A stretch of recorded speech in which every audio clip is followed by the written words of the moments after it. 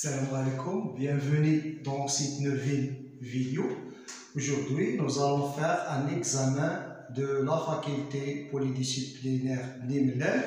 On va faire l'analyse 3 de cette année suite à la demande des étudiants de Blimlel. Alors, voilà l'examen, il est affiché devant vous. Comme toujours, je vous laisse un moment pour le screener avant de suivre le corrigé. Essayez de faire les exercices avant de suivre les corrigés. Alors, on commence par l'exercice numéro 1.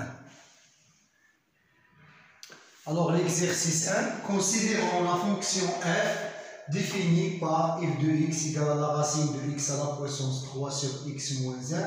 Première question, c'est donner un équivalent à f au voisinage de plus l'infini. Alors, il est clair que x à la puissance 3 sur x moins 1 est équivalent à x à la puissance 3 sur x. C'est-à-dire équivalent à x au carré. Donc, on peut déduire facilement que la racine de x à la puissance 3 sur x moins 1 est équivalent à la racine de x, c'est-à-dire x. Donc, f de x est équivalent à x au voisinage de plus l'infini. Maintenant, on doit donner un développement limité de la fonction g définie par g de i égale à 1 sur la racine de 1 moins i. Alors ici, l'ordre n'est pas déterminé, alors on va calculer jusqu'à l'ordre 2.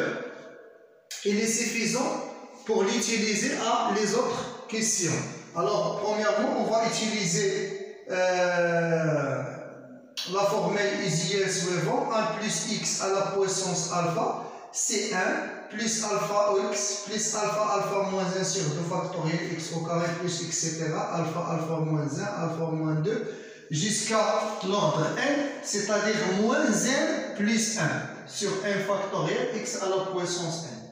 D'accord? Alors moi j'ai calculé jusqu'à l'ordre 2. Alors on a j de i, c'est quoi j de i? C'est 1 moins i à la puissance de moins 1 demi. Alors je vais appliquer cette règle jusqu'à l'ordre 2. Donc c'est 1. Ici, je dois remplacer x par moins i. D'accord, je remplace x par moins i et alpha par moins 1 demi. Donc ici, x par moins i, c'est moins i, fois moins demi, c'est-à-dire 1 demi i. D'accord, moins avec le moins, c'est plus. Et ici, je remplace x par moins i au carré, c'est i au carré.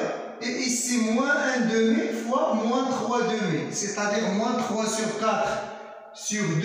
Moins 1 demi fois moins 3 sur 2, c'est plus. Donc 3 sur 4 sur 2, c'est 3 sur 8 i au carré. D'accord? Alors voilà le développement limité à l'ordre 2 de la fonction g. Maintenant, le comportement de f de x sur x au voisinage de plus l'infini. Alors, qu'est-ce qu'on a? On a f de x, c'est x à la puissance 3 sur x moins 1. Alors, je factorise ici par x. Donc, c'est x facteur 1 moins 1 sur x. Alors, je vais simplifier par x. Alors, j'aurai x au carré. Puisque je travaille au voisinage de plus l'infini, alors x est positif, la racine de x au carré, c'est x. Alors je peux faire sortir x de la racine. Donc c'est x fois 1 sur la racine de 1 moins 1 sur x. Donc je vais diviser sur x. Alors f de x sur x, c'est 1 sur la racine de 1 moins 1 sur x. D'accord? Alors, on va poser i égale à 1 sur x, changement de variable. On va trouver que f de x sur 2x égale à 1 sur la racine de 1 moins i, c'est-à-dire g de i. Puisque quand x tend vers plus l'infini, i, ça va tendre vers 0. Alors, on va travailler, si on travaille au voisinage de plus l'infini pour f, c'est comme quand on va travailler au voisinage de 0 pour g. On a déjà calculé g. Alors, f de x sur x, ça va égal. Alors, je vais remplacer i par g. D'accord? On a déjà trouvé ça. Donc, c'est 1 plus 1 demi i plus 1 demi-i. Alors je remplace i par 1 sur x parce qu'on a fait changement de variable. Donc j'aurai c1 sur 2x plus 3 sur 8x au carré. Je remplace i au carré par 1 sur x au carré. Donc le comportement au voisinage de plus l'infini. Maintenant, on doit déterminer l'équation de l'asymptote oblique d'état de CF. Alors, qu'est-ce qu'on a? On a au voisinage de plus l'infini, on a trouvé que f de x sur x, c'est 1 plus 1 sur 2x plus 3 sur 2x au carré plus petit o de 1 sur x au carré. Donc, j'aurai x, je vais multiplier le tout par x. f de x, c'est 1 demi c'est 1 sur 2x fois x, c'est 1 demi. 1 fois x, c'est x. 3 sur 2x au carré fois x, c'est 3 sur 8x. 1 sur x au carré fois x, c'est 1 sur x. Donc, delta égale à 1 sur 2 plus x et l'asymptote oblique de CF au voisinage de plus l'infini. Alors, pour déterminer petit b pour déterminer la position, elle est simple, il suffit de calculer, on a f au voisinage de l'infini, petit b, au voisinage de plus l'infini, qu'est-ce qu'on a? On a f de x moins y, c'est-à-dire moins 1 demi moins x, égale 3 sur 8x, il est supérieur à 0, est supérieur à 0 au voisinage de plus l'infini parce que x est supérieur à 0. Donc, si de f i au-dessus de son asymptote au voisinage de plus l'infini. D'accord? Parce que f de x moins y est positif. Donc, si de f est au-dessus de son asymptote. Au-dessus. D'accord? Alors, on passe à l'exercice 2.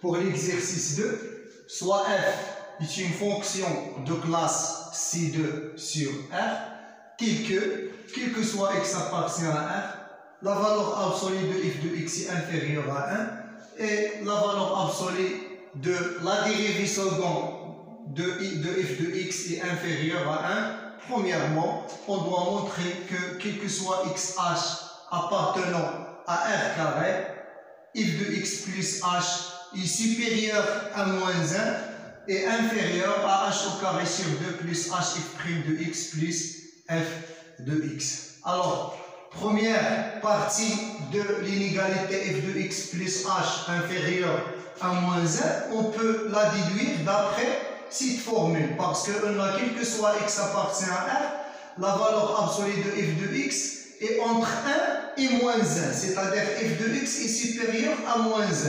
D'accord? Puisque x plus h appartient à r, donc f de x plus h est supérieur à moins 1. D'accord? Alors, on a, quel que soit x appartient à 1, c'est-à-dire, on a la valeur absolue de f de x inférieure à 1, c'est-à-dire que f de x entre moins 1 et 1. Donc, quel que soit xh, deux éléments de R, on a x plus h est un élément de R. Donc, on peut écrire que f de x plus h est supérieur à moins 1. Premier côté de l'inégalité. Maintenant, on va montrer la deuxième côté. On va utiliser la formule de Taylor-Lagrange. D'accord? Alors, d'autre part, on a f est de classe C2 sur R. Alors, d'après la formule de Taylor-Lagrange, on a quel que soit xh appartenant à R, il existe un certain C entre x et x plus h. D'accord, est un élément entre x et x plus h. Alors, on ne peut pas écrire l'intervalle x plus h. Pourquoi? Parce qu'on ne sait pas si h est positif ou bien négatif. Parce que l'intervalle peut être x plus h, peut être x plus h, si h est négatif x. C'est pour cela qu'on dit il existe C entre x et x plus h tel que f de x plus h égale f de x plus h f' de x plus h au carré sur 2 f second de c. C'est la formule de Taylor-Lagrange à l'ordre 1. Et h au carré sur 2 f second de c, c'est le reste. D'accord? Alors, puisque on a quel que soit x appartient à R, f second de x est inférieur à 1, alors on trouve que f second de c est toujours inférieur à 1. D'accord? C'est-à-dire h au carré sur 2 est inférieur fois f second de c est inférieur à 1. Donc, on trouve que f de x plus h est inférieur à f de x plus h f' de x plus h au carré sur 2. Donc, on a bien montré les deux membres de l'inégalité.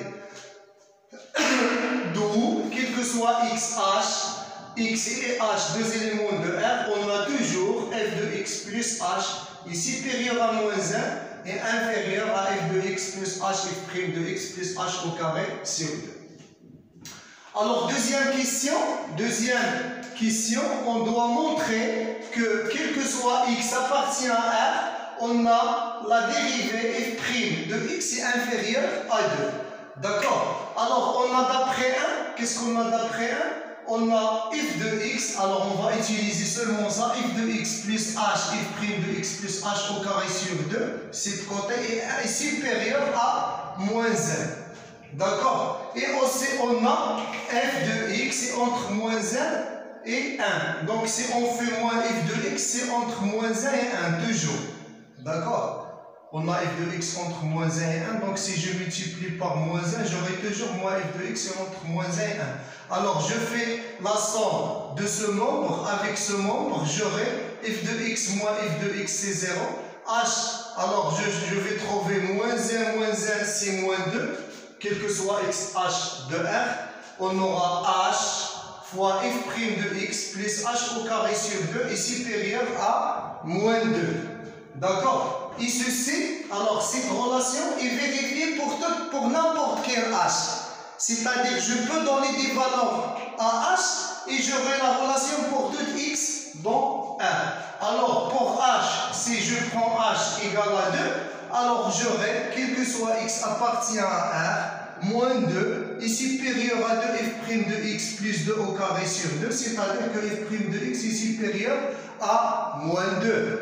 D'accord? Et aussi, pour h égale à moins 2, j'aurai, quel que soit x appartient à R, moins 2 est supérieur toujours à moins 2 f' de x plus moins 2 au carré sur 2, c'est-à-dire que moins 2 f' de x est supérieur à moins 4, ici c'est 2, c'est-à-dire c'est moins 4, donc je divise sur moins 2, j'aurai que f' de x est inférieur à 2. D'accord? Alors, premièrement, j'ai f' de x supérieur à moins 2, quel que soit x appartient à R.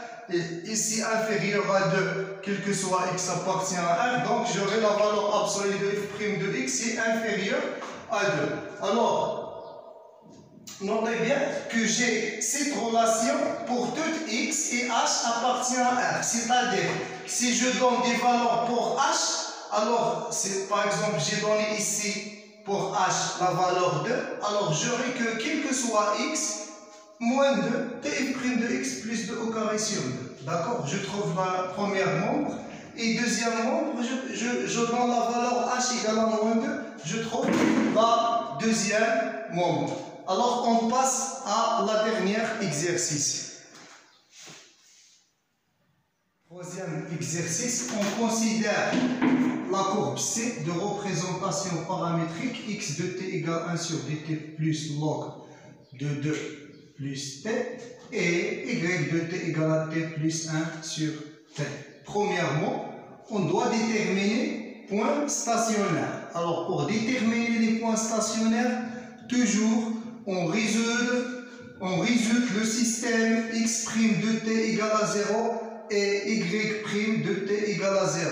D'accord? Les solutions qu'on trouve dans la première équation intèrent les solutions qu'on trouve dans la deuxième équation déterminant les points stationnaires. D'accord? Alors on va résoudre cette équation. Donc x' de t, c'est quoi? Alors x' de t, c'est moins 1 sur t au carré plus 1 sur 2 plus t égale à 0. Et ici 1 moins 1 sur t au carré égale à 0. Alors ça, c'est équivalent. Alors regardez, première équation, c'est 1 sur 2 plus t égale à 1 sur t au carré. Donc t au carré égale 2 plus t. D'accord? Donc 2 plus t égale à t au carré. Et deuxième équation, c'est 1 égale à 1 sur t au carré, c'est-à-dire t au carré égale à 1. Donc cela équivalent. Première équation, c'est t au carré moins t moins 2 égale à 0. Et deuxième équation, t au carré égale à 1. Alors on a delta pour première équation, c'est 9. Donc c'est moins 1, c'est 1, plus racine de delta, c'est 3 sur 2. Donc c'est 4 sur 2, c'est 2. Et deuxième solution, c'est 1 moins 3 sur 2, c'est moins 1.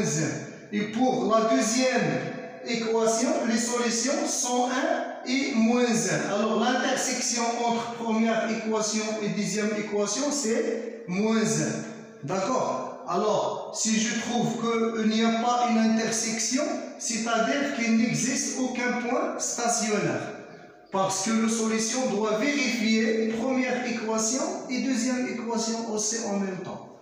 D'accord? Alors, le point stationnaire, c'est le point m-1. Alors, je remplace ici par moins 1, 1 sur moins 1 sur moins 1. Et log de 2, moins 1, c'est log de 1, c'est 0, donc c'est moins 1. Et y de moins 1, c'est moins 1, plus 1 sur moins 1, c'est moins 1, donc c'est moins 2. Donc le point stationnaire, c'est moins 1, moins 2. D'accord? Deuxièmement, on va déterminer la nature de ce point, c'est-à-dire 2 points et moins 1, et vecteur, directeur de la tangente en ce point. D'accord? Alors pour cela, on doit chercher le vecteur directeur, c'est le première dérivée qui ne s'annule pas. D'accord? Regardez bien. On a la dérivée m' de moins 1, c'est 0.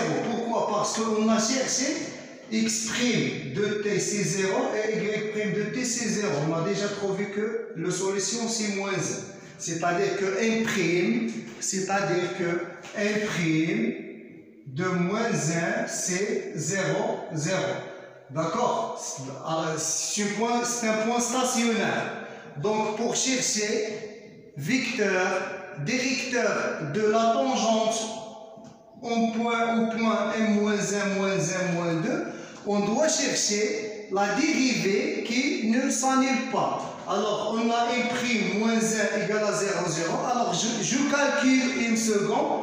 Si je trouve qu'il est différent de 0, alors c'est un vecteur directeur. Sinon, je recalcule. Si je trouve m seconde de moins 1 aussi égale à 0, 0, alors je continue de calculer jusqu'à trouver premier vecteur qui ne s'annule pas. Ça sera le vecteur directeur. Pour la nature de ce point, alors quand je trouve le vecteur directeur, je dois encore continuer de calculer les dérivées successives jusqu'à trouver premier vecteur qui est lié avec le premier vecteur qui ne s'annule pas. Et dans ce cas, je peux déterminer la nature de ce point. D'accord? Alors, pour faire tout ça simplement, je dois faire les développements limités de x de t au voisinage de moins 1 et des développements de y de t au voisinage de moins 1, ou bien je peux calculer les dérivées. D'accord? Si les fonctions elles sont faciles pour calculer les dérivées, je peux calculer les dérivées. Sinon, je fais les développements limités. Alors pour moi ici, j'ai fait les développements limités. Alors le développement limité en moins 1 de x de t et y de t, on va faire changement de variable t égale à i moins 1. D'accord? Pour avoir comme t tend vers moins 1, i tend vers 0. Alors on a x de t, il sera C1 sur c'est 1 sur pi, c'est-à-dire 1 sur i moins 1 plus log de 2 plus i moins 1, c'est-à-dire log de 1 plus i.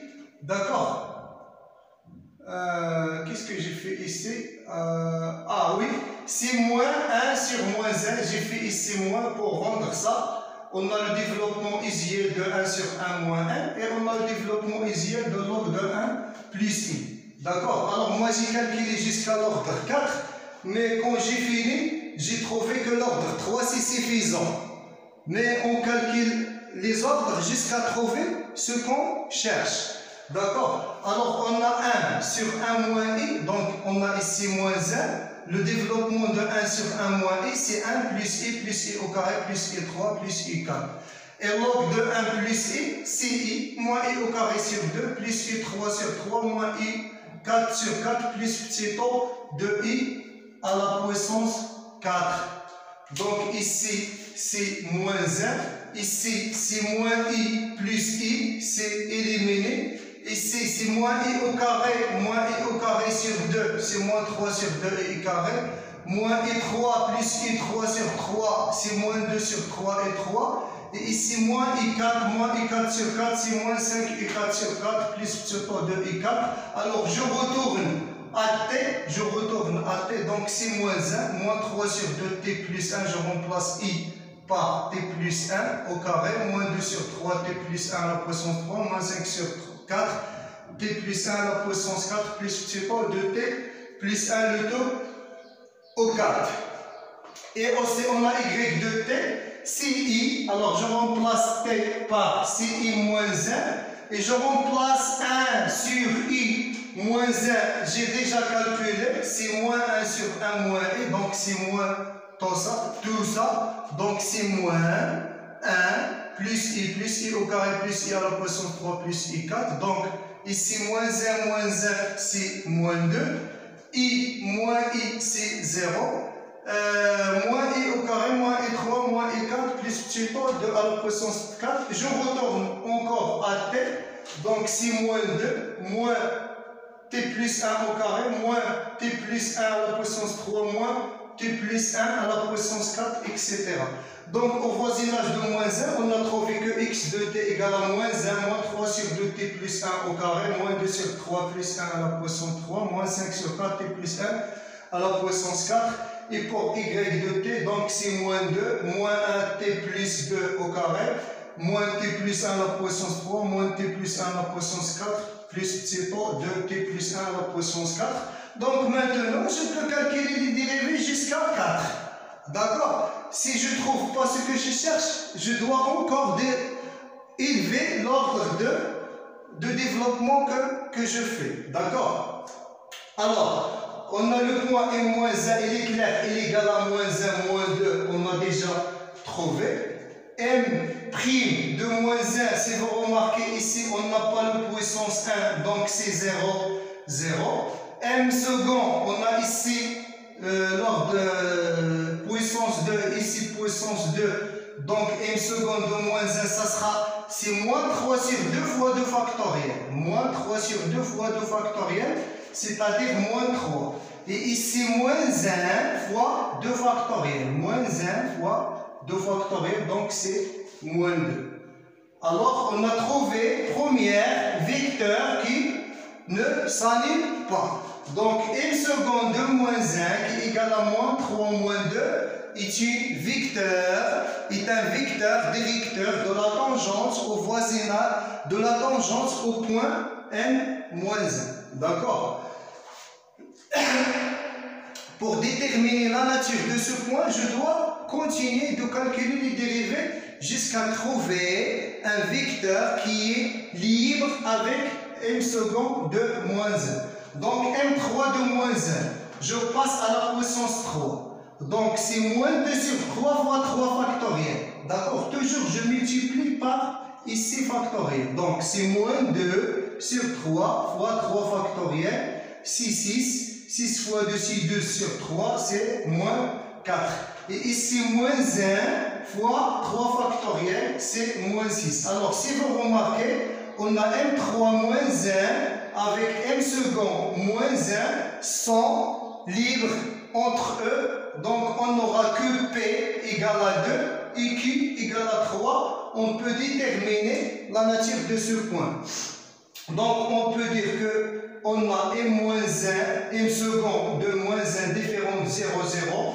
Alors c'est un vecteur directeur de la tangente. Je vais effacer et je vais continuer.